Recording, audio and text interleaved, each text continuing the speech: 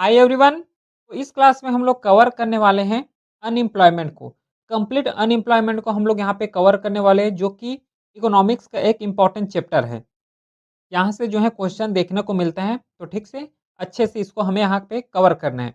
और एक चीज़ यहाँ पे मेक श्योर ये करना, जितना भी क्लास यहाँ पे कंडक्ट हो रहा है और जितना भी यहाँ पे जो कंटेंट मिल रहे हैं, वो कंटेंट का लेवल बहुत हाई है। मतलब जो सीएपीएफ में पूछे जाते हैं, जो यूपीएससी का एक लेवल होता है, उसी लेवल को ध्यान में रखते हुए इस हर एक कंटेंट को प्रिपेयर किए जा रहे हैं। क्लियर है? और जितना भी प्रीवियस ईयर क्वेश्चन पेपर भी देख लेना, क्योंकि जितना कंटेंट है, जितना एक्सपीरियंस है, उस पूरे एक्सपीरियंस को यहाँ पे हम लोग लगा के कंटेंट को प्रिपेयर कर रहे हैं। तो मेक श्योर यही करना, इसका यूटिलाइज इस तरीके से कर सकते हो कि सबसे पहले तो पूरे क्लास को स्ट्रक्चर फॉर्मेट में कवर करो। जैसे ही एक क्लास कंप्लीट होता है, सपोज करो आज हम लोग ये अनएम्प्लॉयमेंट कवर किए। अब अनएम्प्लॉयमेंट कवर किए हैं, लेक्चर भी देख लिए, एक बार रिवाइज भी कर लिए। अब इससे रिलेटेड जो है कुछ मॉक टेस्ट या फिर प्रैक्टिस सीट लगाओ। ठीक है? अनएम्प्लॉयमेंट से रिलेटेड जितने भी प्रीवियस ईयर क्वेश्चन पेपर पूछे गए हैं, या फिर अनएम्प्लॉयमेंट रिलेटेड से जो इंटरनेट में सर्च कर सकते हो, उससे रिलेटेड पीवाईक्यू या फिर एमसीक्यू, उसको सॉल्व करो। और एक चीज़ ध्यान देना, जब भी पीवाईक्यू सॉल्व करो या फिर पीवाईक्यू तो ठीक है, अगर जो है कुछ मॉक टेस्ट दे रहे हो, तो मेक श्योर ये करना कि जो सीएपीएफ में जिस तरीके से पूछे जाते हैं, उसी ओरिएंटेड होना चाहिए, उसी के साथ उस लेवल का होना चाहिए जिस लेवल में एग्ज़ाम पूछे जाते हैं, एग्ज़ाम में पूछे जाते हैं। क्लियर है? तो चलो फिर स्टार्ट करते हैं। पूरे तो एग्ज़ाम ओरिएंटेड ही होने वाले हैं। फिर भी कोई भी डाउट रह जाता है, व्हाट्सएप नंबर दिया हुआ है, इस पे मैसेज कर सकते हो। इस पूरे क्लास के जो स्लाइड हैं, प्लस पेपर 2 से रिलेटेड जितना भी कंटेंट है, free of cost Telegram channel में अपलोड हो जाता है, जो कि लिंक डिस्क्रिप्शन में दिया हुआ है। तो चलो अब स्टार्ट करते हैं हम लोग अनएम्प्लॉयमेंट को, और समझते हैं कि एक्चुअली अनएम्प्लॉयमेंट है क्या? ठीक है? क्योंकि मेजॉरिटी हम लोग क्या सुने रहते हैं कि कोई भी पर्सन है, वो जॉब के लिए अप्लाई कर रहे हैं, उसे जॉब नहीं मिल रहा है तो अनएम्प्लॉयमेंट है। इस तरीके से हम लोग यहाँ पे कवर करते हैं, ठीक है? लेकिन अगर थोड़ा इकोनॉमिक्स के भाषा में देखोगे, इकोनॉमिक्स के टर्म में अगर समझने का ट्राई करोगे, अनएम्प्लॉयमेंट का मतलब होता है कि कोई भी पर्सन विलिंग है। विलिंग का मतलब क्या? विलिंग टू वर्क, ये होना चाहिए। इसको हम लोग अनएम्प्लॉयमेंट बोल रहे हैं। इकोनॉमिक्स के टर्म में किसको बोलते हैं अनएम्प्लॉयमेंट?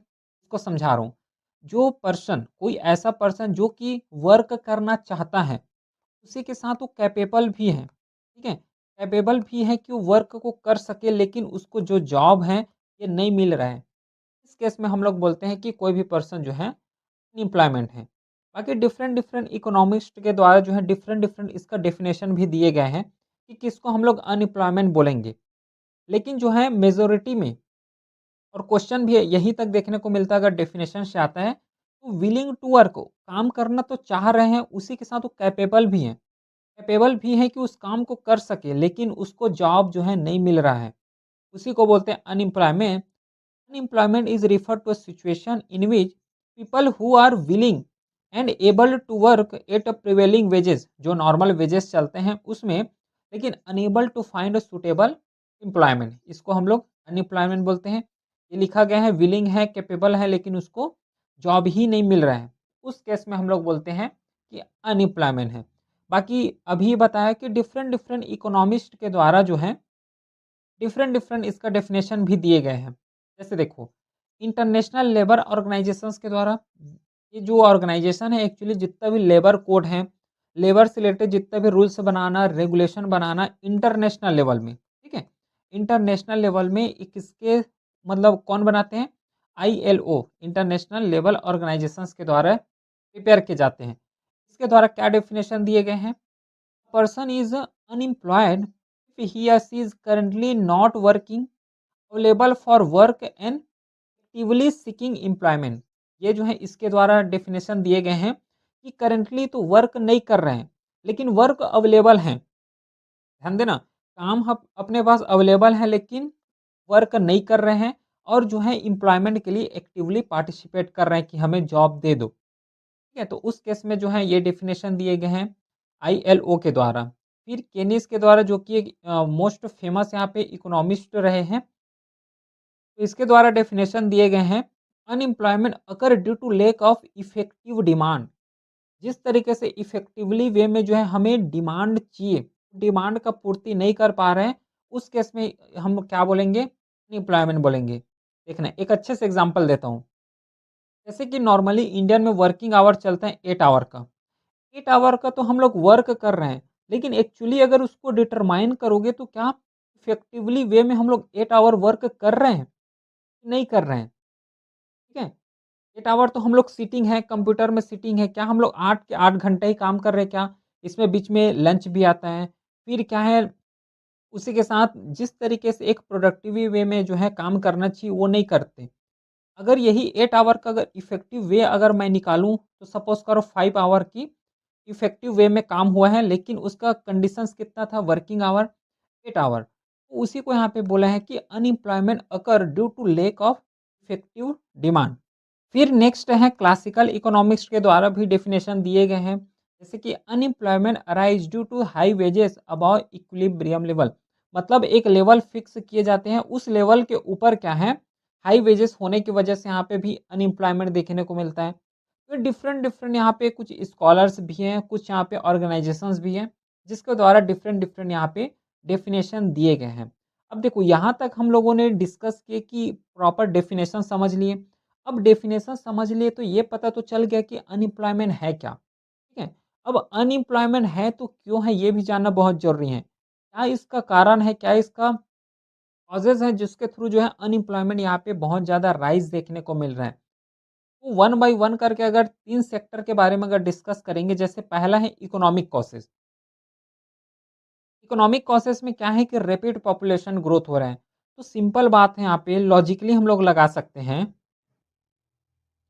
कि यहाँ पे वर्क फ़ोर्स बहुत ज़्यादा है, पॉपुलेशन ज़्यादा है, तो कितने को जॉब यहाँ पे दे पाओगे? ये एक जो है नॉर्मल कॉसेज़ निकलते हैं।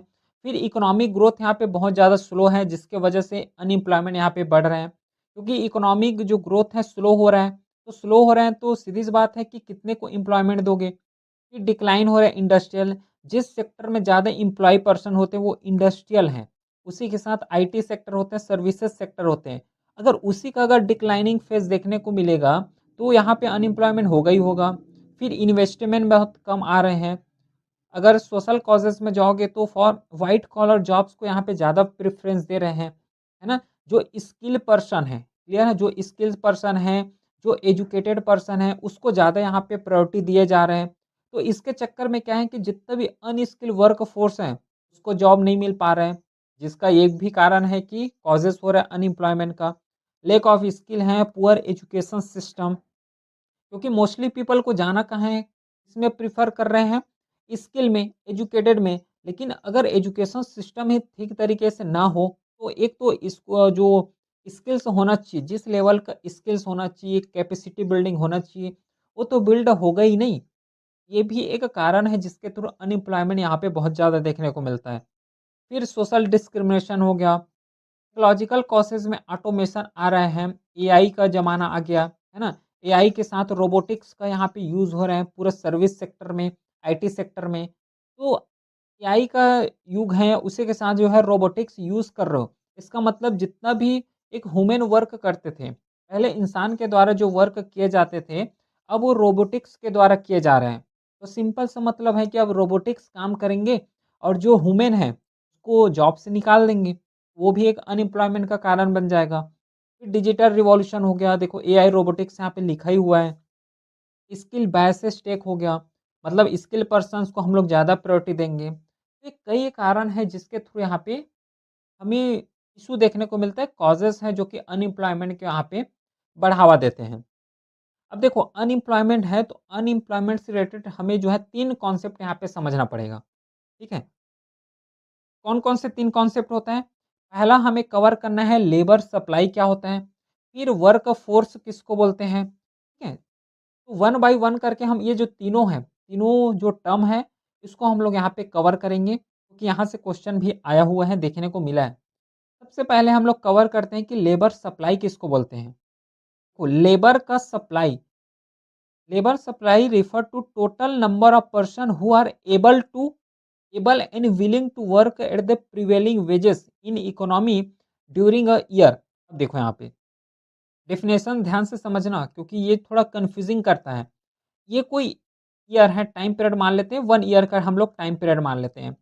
इस 1 ईयर में जितना भी टोटल नंबर ऑफ पर्सन्स हैं, वो अगर एबल हैं, कोई भी काम को करने में एबल हैं और वो विलिंग है, तो उसको हम लोग यहाँ पे लेबर सप्लाई बोलेंगे। अगर वो कुछ काम नहीं कर रहे हैं, फिर भी हम लोग इसमें इंक्लूड करेंगे, इस चीज़ को ध्यान देना। क्यों इंक्लूड करेंगे इन लोगों को? क्योंकि यहाँ पे विलिंग टू वर्क है ना, बल्कि अभी काम नहीं कर रहे हैं, लेकिन अगर उसको जॉब मिलता है तो उस काम को करने लग जाएँगे, है ना? एबल हैं। तो लेबर सप्लाई का मतलब सीधा-सा है कि कोई भी पर्सन जो है एबल है कोई भी काम करने के लिए और उसके साथ जो है वो विलिंग है। जितना भी प्रिवेलिंग वेजेस मिल रहा है उसको जितना भी, तो उसमें काम करने के लिए इच्छुक हैं, एबल भी हैं, बल्कि वो जो है अनएम्प्लॉयमेंट है। उस केस में हम लोग जो है इसे लेबर सप्लाई बोलते हैं। इसमें एम्प्लॉयड पर्सन भी आ जाते हैं और अनएम्प्लॉयमेंट पर्सन भी आ जाते हैं। तो दोनों को यहाँ पे ध्यान रखना और उसी के साथ मोस्ट इम्पोर्टेंट चीज़ है कि कौन-कौन इसमें इंक्लूड नहीं है। तो इसमें चिल्ड्रन इंक्लूड नहीं होगा, स्टूडेंट्स जो हैं ये भी इसमें इंक्लूड नहीं होंगे। क्योंकि देखो भई हम लोग यहाँ पे पढ़ाई कर रहे हैं, ठीक है? पढ़ रहे हैं, हम जॉब तो यहाँ पे नहीं चाह रहे हैं। तो जो स्टूडेंट्स हो गया, वो भी इसमें इंक्लूड नहीं होते। रिटायर पर्सन इंक्लूड नहीं होते हैं क्योंकि वो तो ऑलरेडी वर्क कर चुके हैं। तो रिटायर पर्सन्स को यहाँ पे इंक्लूड नहीं किए जाते हैं और जो होम मेकर्स होते हैं, है ना? जो होम मेकर जो कि जॉब के लिए सीकिंग नहीं है, वो भी यहाँ पे इंक्लूड नहीं होते हैं। तो लेबर सप्लाई का सीधे से मतलब है कोई एम्प्लॉयड पर्सन और अनएम्प्लॉयमेंट पर्सन जितना भी पर्सन है उस हर एक पर्सन्स को यहाँ पे इंक्लूड कर दिया जाए, उसको जो है ऐड कर दिया जाए, उस केस में जो फॉर्मूला बन जाता है लेबर सप्लाई का। बताओ यहाँ तक समझ आ गया लेबर सप्लाई? अब इसी के जो है एक और सिनोनिम बोल लो या फिर इसी के जो है इम्पोर्टेंट टर्मिनोलॉजी बोल लो वो है लेबर फोर्स। अभी हम लोग जो है डिस्कस किए वो लेबर सप्लाई मतलब लेबर का यहाँ पे सप्लाई हो रहा है।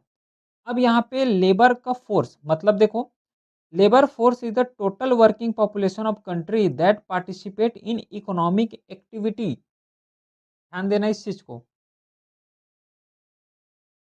तो वही है कि लेबर फोर्स जो है total working population of country that participate in economic activity.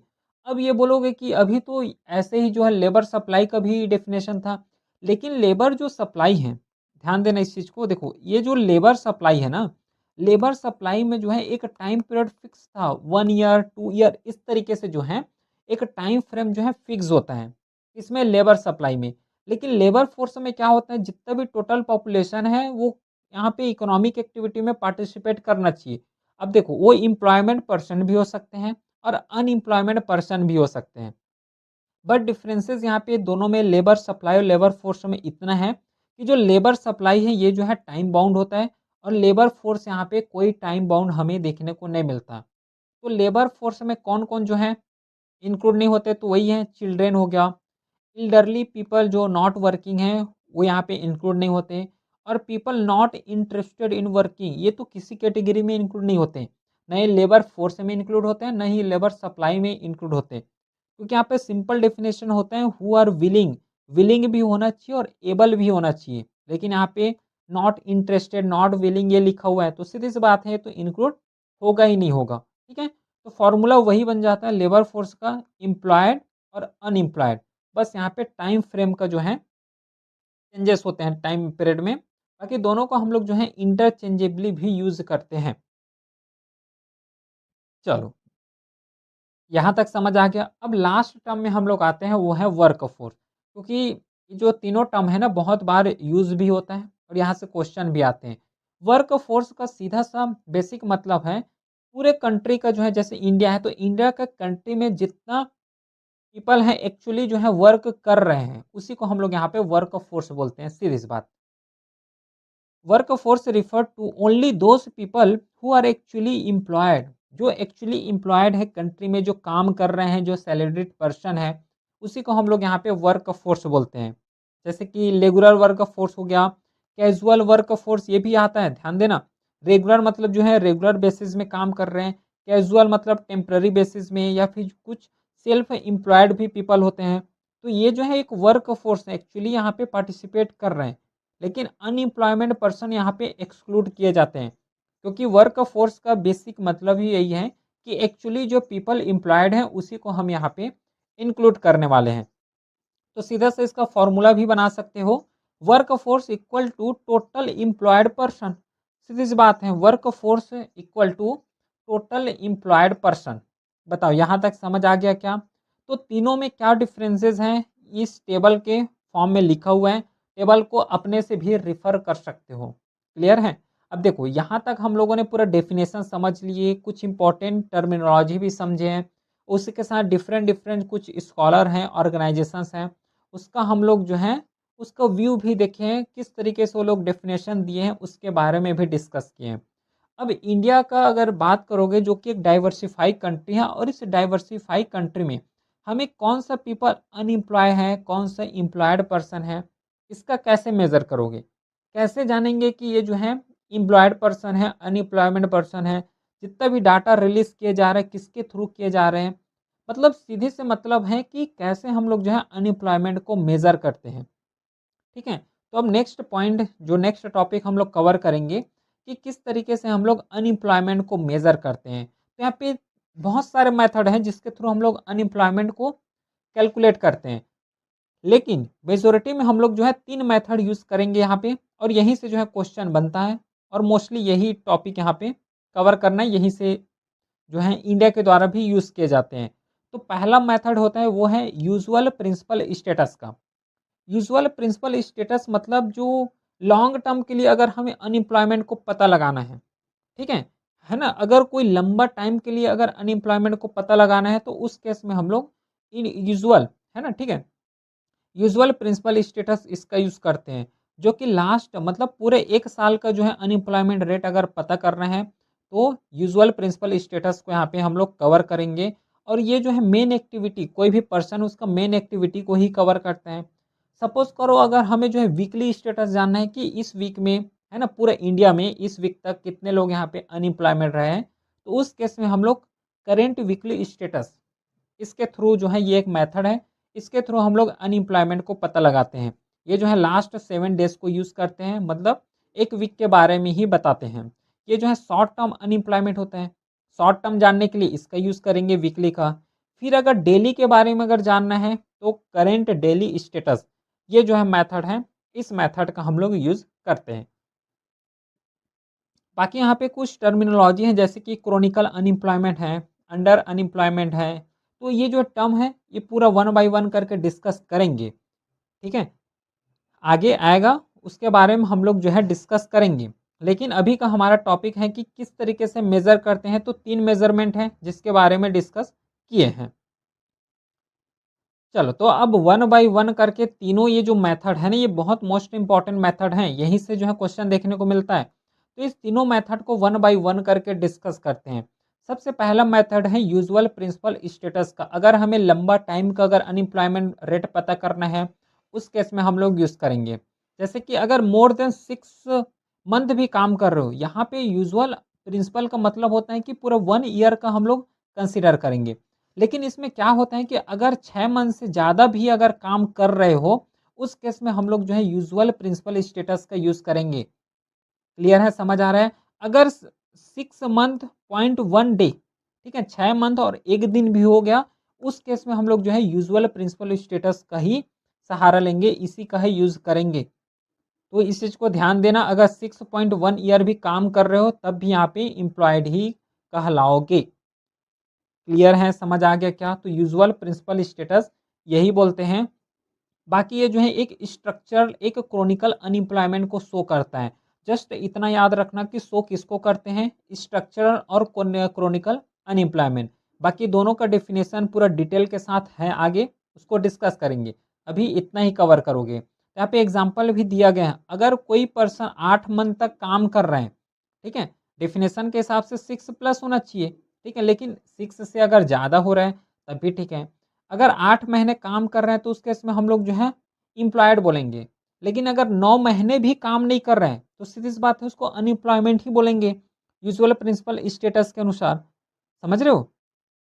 फिर नेक्स्ट आओ करेंट वीकली स्टेटस का, जो कि हमें 7 दिन के बारे में यहाँ पे डिफाइन करता है।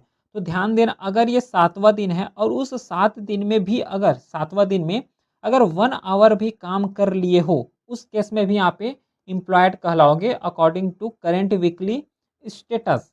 ये चीज़ बहुत इंटरेस्टिंग है।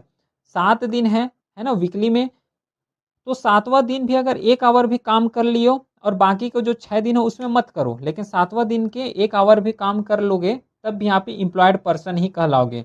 और ये जो है सीज़नल शॉर्ट टर्म अनएम्प्लॉयमेंट को यहाँ पे बताते हैं। क्लियर है? एग्ज़ाम्पल यहाँ पे वही चीज़ लिखा है जो कि अभी बताया हूँ।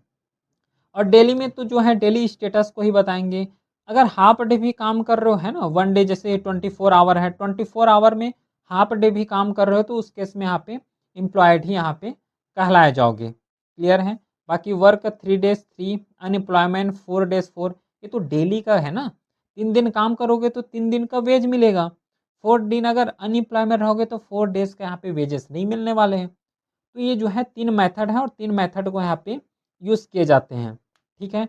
चलो, अब अभी जस्ट बताया हूँ कि स्ट्रक्चरल, क्रॉनिकल, अनएम्प्लॉयमेंट, ये सब चीज़ को अब डिस्कस करते हैं, क्योंकि यहाँ से हमें, क्योंकि वो जो है पूरा टाइप्स हैं, जो हम लोग कवर किए हैं ना, क्रॉनिकल हो गया, स्ट्रक्चरल अनएम्प्लॉयमेंट हो गया, जो बोला था कि आगे नेक्स्ट स्लाइड में बताऊँगा, क्योंकि ये आता है टाइप्स ऑफ अनएम्प्लॉयमेंट में। क्योंकि ऐसा तो पर्सन नहीं है कि जस्ट काम नहीं कर रहे हो तभी यहाँ पे जो है वेजेस आएगा, काम कर रहे हो तभी वेजेस आएगा, काम नहीं कर रहे हो तो वेजेस नहीं आएगा। ये तो नॉर्मल हो गया। ठीक है? तो देखो, अब हम लोग जो है टाइप्स कवर करते हैं अनएम्प्लॉयमेंट का। उसमें से जो है पहला टाइप है वो है ओपन अनएम्प्लॉयमेंट। ओपन अनएम्प्लॉयमेंट का मतलब होता है कि people willing to work but not getting job. हम करना तो चाहते हैं काम, लेकिन हमें जो है जॉब्स ही नहीं मिल रहे हैं। उसको हम लोग जो है नाम से डिफाइन करते हैं, वो है ओपन अनएम्प्लॉयमेंट। फिर आता है नेक्स्ट डिसगाइज्ड अनएम्प्लॉयमेंट। डिसगाइज्ड का मतलब होता है, जैसे कि देखो, यहाँ पे एक एग्रीकल्चर लैंड है। अब इस एग्रीकल्चर लैंड में प्रैक्टिस करने के लिए, धान को उगाने के लिए, सपोज करो मेरे को तो 3 पर्सन की ज़रूरत है। अब यहाँ पे एक्चुअल में जो है 3 पर्सन की ज़रूरत है, लेकिन इसी फील्ड में जो है 5 पर्सन एम्प्लॉयड हैं। एक्चुअल में 3 पर्सन से काम हो जाएगा, 3 पर्सन की ही ज़रूरत है। लेकिन यहाँ पे जो है ज़बरदस्ती 5 लोग काम कर रहे हैं। तो ये जो बाकी जो एक्स्ट्रा 2 हो गए ना, ये क्या कहलाएँगे? Disguised unemployment कहलाएँगे। ठीक है? डिसगाइज्ड अनएम्प्लॉयमेंट कहलाएँगे कि more people working than actually require. Require तो 3 का है, लेकिन कर रहे हैं कितने लोग? 5 लोग। ठीक है? फिर एक आता है सीज़नल अनएम्प्लॉयमेंट। सीज़नल अनएम्प्लॉयमेंट का मतलब होता है कि जैसे एग्रीकल्चर आ गया। अब एग्रीकल्चर आ गया तो एग्रीकल्चर के दिन तो एम्प्लॉयड रहोगे, एग्रीकल्चर प्रैक्टिस करोगे। ठीक है? तो देखो 6 महीने या फिर 4 महीने जो है एग्रीकल्चर प्रैक्टिस कर लिए, उसके बाद आगे का मंथ, आगे का दिन अनएम्प्लॉयड रहोगे। तो सीधे से मतलब है, सीज़नल अनएम्प्लॉयमेंट का मतलब कि जो सीज़न आ रहा है उसी में काम कर रहे हो, बाकी दिन जो है काम नहीं कर रहे हो। इस कैटेगरी को बोलते हैं हम लोग सीज़नल अनएम्प्लॉयमेंट। ठीक है? फिर एक आता है अंडर अनएम्प्लॉयमेंट या फिर अंडर एम्प्लॉयमेंट। देखो, हमारा स्किल है हाई लेवल का, ठीक है? स्किल हाई हाई लेवल का है, कैपेसिटी बहुत ज़्यादा है, लेकिन हम लोग लो कैपेसिटी या फिर लो स्किल वाले एरिया में काम कर रहे हैं, लो स्किल वाले फील्ड में काम कर रहे हैं। तो यहाँ से हम लोग उसको क्या बोलेंगे? अंडर एम्प्लॉयमेंट बोलेंगे। ठीक है? अंडर एम्प्लॉयमेंट समझ आ गया कि जिस तरीक़ा से स्किल है, उससे कम स्किल वाले हम लोग को जॉब करना पड़ रहा है।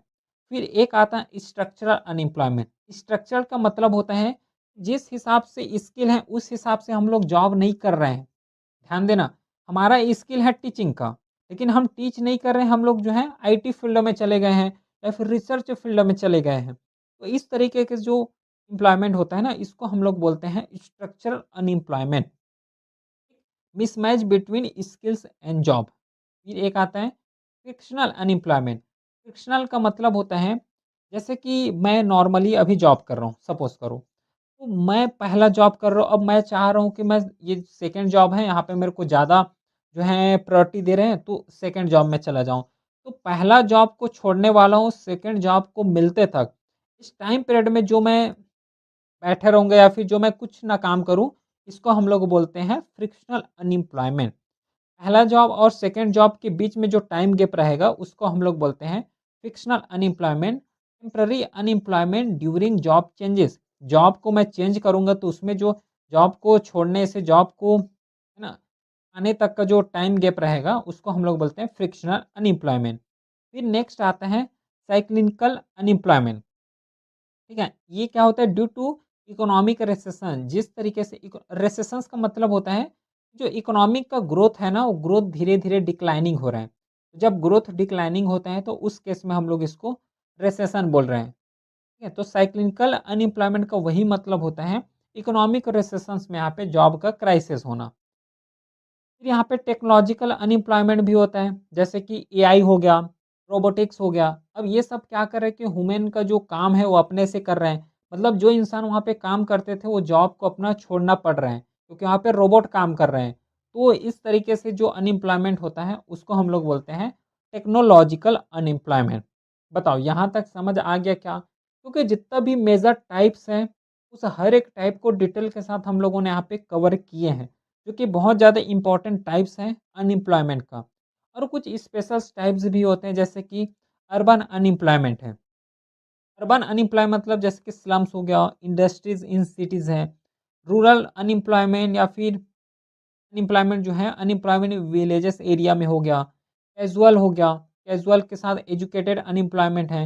एजुकेटेड पीपल हैं लेकिन वो कुछ नहीं कर रहे हैं, जॉब सीकिंग है, तो उसको हम लोग एजुकेटेड बोलते हैं। लेकिन ये ज़्यादा जो है उतना ज़्यादा इम्पोर्टेंट नहीं है एज़ कम्पेयर टू अभी हम लोगों ने कवर किए हैं। ये जो टेबल हैं, दोनों टेबल जो on the basis of nature से रिलेटेड जो अनएम्प्लॉयमेंट का टाइप्स हैं, वो टाइप्स यहाँ पे बहुत ज़्यादा इम्पोर्टेंट हैं, उसी को यहाँ पे कवर करोगे। बाकी जितना भी हम लोग कवर किए हैं, और इंडिया में जिस तरीके से जो अनएम्प्लॉयमेंट का रेट या फिर डाटा कलेक्ट किए जाते हैं, वो कलेक्ट करने का काम है पीरियोडिक लेबर फोर्स सर्वे। और इसी के द्वारा जो है हर साल कितना अनएम्प्लॉयमेंट है, वीकली या फिर डेली या फिर ईयरली बेसिस में कितना अनएम्प्लॉयमेंट रहा है इंडिया में, उसको यहाँ पे जो है डाटा गैदर करने का काम पीरियोडिक लेबर फोर्स सर्वे के द्वारा किए जाते हैं। इसे जो है 2017-18 में इंट्रोड्यूस किए गए हैं, और इसे जो है कंडक्ट करने का काम नेशनल स्टैटिस्टिकल ऑफिस एनएसओ के द्वारा किए जाते हैं। इस चीज़ को ध्यान देना, पीरियोडिक लेबर फोर्स सर्वे एक बुक का नाम है, एक फाइल का नाम है।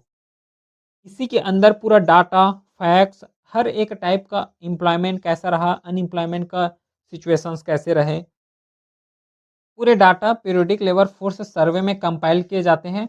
और इसे कंपाइल करने का काम जो है एनएसओ के द्वारा किए जाते हैं, नेशनल स्टैटिस्टिकल ऑफिस के द्वारा किए जाते हैं, जो कि ministry of statistics and programme implementation इसके अंदर आते हैं।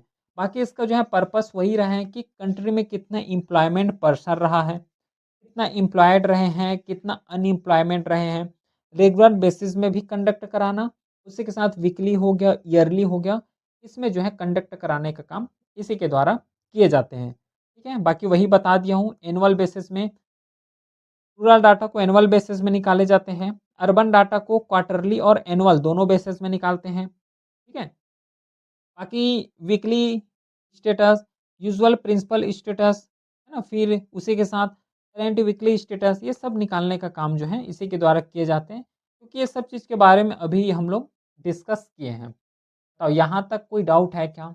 कोई डाउट यहाँ पे नहीं रहना चाहिए, ठीक है?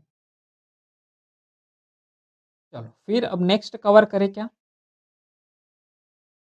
यहाँ तक तो हो गया, अगला देखते हैं। अगला है यहाँ पे एक कॉन्सेप्ट हम लोग यहाँ पे कवर करते हैं, वो है कैजुअलाइजेशन और इनफॉर्मलाइजेशन ऑफ वर्क फोर्सेस। हमें वर्क फोर्सेस का डेफिनेशन पता है, इसको बोलते हैं वर्क फोर्सेस। वर्क फोर्सेस का मतलब होता है कि एक्चुअली जो है इकोनॉमी में काम कर रहे हैं, टोटल पॉपुलेशन नहीं। जैसे कि टोटल पॉपुलेशन है मान लो 100, अब 100 में मान लो 30 पीपल एक्चुअल में काम कर रहे हैं, इकोनॉमी में एक्चुअली अपना योगदान दे रहे हैं, एक्चुअल में जो है एम्प्लॉयड हैं, उसको हम लोग यहाँ पे वर्क फोर्सेस बोलते हैं। अब ये जो वर्क फोर्सेस यहाँ पे इकोनॉमी में काम कर रही है, दो तरीके के होते हैं, या तो कैजुअलाइजेशंस के फॉर्म में होंगे, या तो ये जो है इनफॉर्मलाइजेशंस है ना, इनफॉर्मलाइजेशंस के फॉर्म में होंगे। तो किसको बोलते हैं कैजुअलाइजेशन? कैजुअलाइजेशंस का मतलब होता है कि कोई टेम्पररी बेसिस में काम कर रहे हैं, या फिर डेली वेजेस में काम कर रहे हैं, एज अ मजदूर के थ्रू काम कर रहे हैं, इसको हम लोग बोलते हैं कैजुअलाइजेशन या फिर casual worker. Casualisation refer to growing share of casual, casual मतलब टेम्पररी या फिर डेली वेजेस में काम कर रहे हैं, worker in total employment instead of permanent और रेगुलर जॉब। वो रेगुलर जॉब नहीं कर रहे हैं, है ना, परमानेंट भी काम नहीं करने वाले हैं, जस्ट टेम्पररी और डेली वेजेस में अगर कोई काम मिला तो कर रहे हैं, नहीं मिला तो नहीं कर रहे हैं, इसको बोलते हैं कैजुअल। यहाँ पे उसके बारे में बताएं कि यहाँ पे जो जॉब सिक्योरिटी बहुत लो देखने को मिलेगा। सीधी-सी बात है क्योंकि डेली वहाँ पे काम नहीं कर रहे हो, तो जब डेली काम नहीं कर रहे हो तो जॉब सिक्योरिटी उतना अच्छे से नहीं होंगे। वेजेस के मामला बहुत यहाँ पे लो देखने को मिलेगा, इरेगुलरिटी आएगा। जब काम करोगे तब वेजेस मिलेगा, जब काम नहीं करोगे तो वेजेस नहीं मिलने वाले हैं। उसी के साथ जितना भी पेंशन्स हो गया, मेडिकल, पेड लीव, ये कुछ भी हमें यहाँ पे देखने को नहीं मिलता और मोस्टली हमें ये शॉर्ट टर्म देखने को मिलता है। डिस्कस ही किए हैं क्योंकि ये टेम्पररी बेसिस में किए जाते हैं। अब एक आता है इन्फॉर्मलाइजेशन, इनफॉर्मल बोल लो, सीधी सी बात। इनफॉर्मल का मतलब होता है कि हम लोग काम तो करेंगे, ठीक है, वर्कर तो हैं, एम्प्लॉयमेंट है, लेकिन ये लीगल या फिर सोशल प्रोटेक्शन इसको नहीं दिए जाते हैं।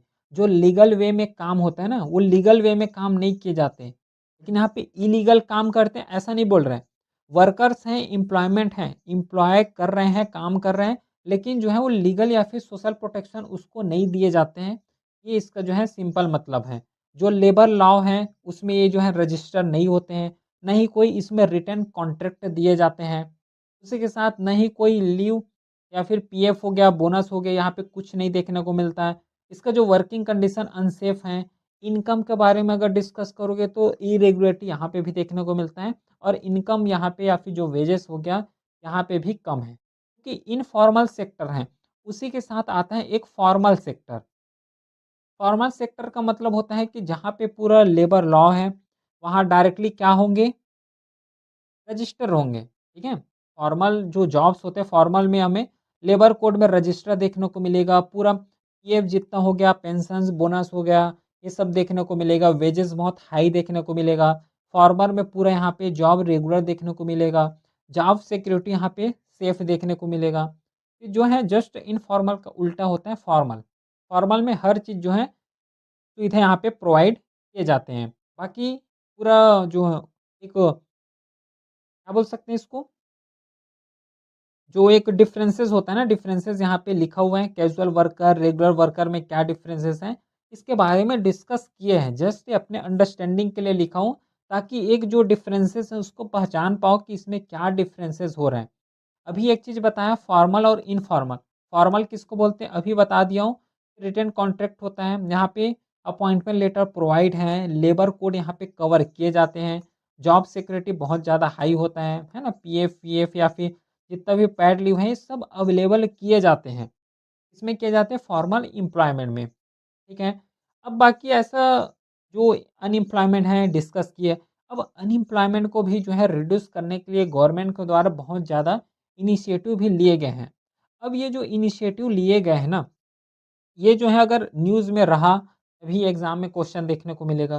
इस तरीके से होते हैं, जैसे कि प्रधानमंत्री विकसित भारत रोजगार योजना हो गया, ठीक है? उसी के साथ जो है ई श्रम पोर्टल रजिस्ट्रेशन इंटीग्रेशन है, प्राइम मिनिस्टर इंटर्नशिप स्कीम हो गया, प्रोडक्शन लिंक इंसेंटिव है। जितना भी स्लाइड है टेलीग्राम चैनल में अपलोड हो जाएगा। इसको अपने लेवल में रीड कर सकते हो, क्योंकि यहाँ पे उतना ज़्यादा समझाने की ज़रूरत नहीं है, ठीक है? अपने लेवल में ही इसको कवर करोगे। तो ये तो रहा पूरा कंप्लीट अनएम्प्लॉयमेंट, जहाँ से क्वेश्चन पूछते हैं जिस डायमेंशन से, है ना, based on previous year question paper, उसी के साथ एनालिसिस के बाद जो है पूरा कंटेंट प्रिपेयर हुआ है, तो अच्छे से इसको कवर करना। उसी के साथ जो यूपीएससी का लेवल होता है, जहाँ से क्वेश्चन बनता है जिस लेवल का, उस लेवल को ध्यान में रखते हुए पूरा कंटेंट प्रिपेयर कर रहे हैं। अब इसके साथ बस एक ही काम करना है कि प्रैक्टिस करोगे। क्लियर है? फिर भी कोई भी डाउट रह जाता है तो व्हाट्सएप नंबर दिया हुआ है, इसमें मैसेज कर सकते हो। इस पूरे क्लास का जो स्लाइड है टेलीग्राम चैनल में अपलोड हो जाएगा, जो कि लिंक डिस्क्रिप्शन में दिया हुआ है। चलिए फिर मिलते हैं हम नेक्स्ट क्लास में, तब तक के लिए thank you, have a great day.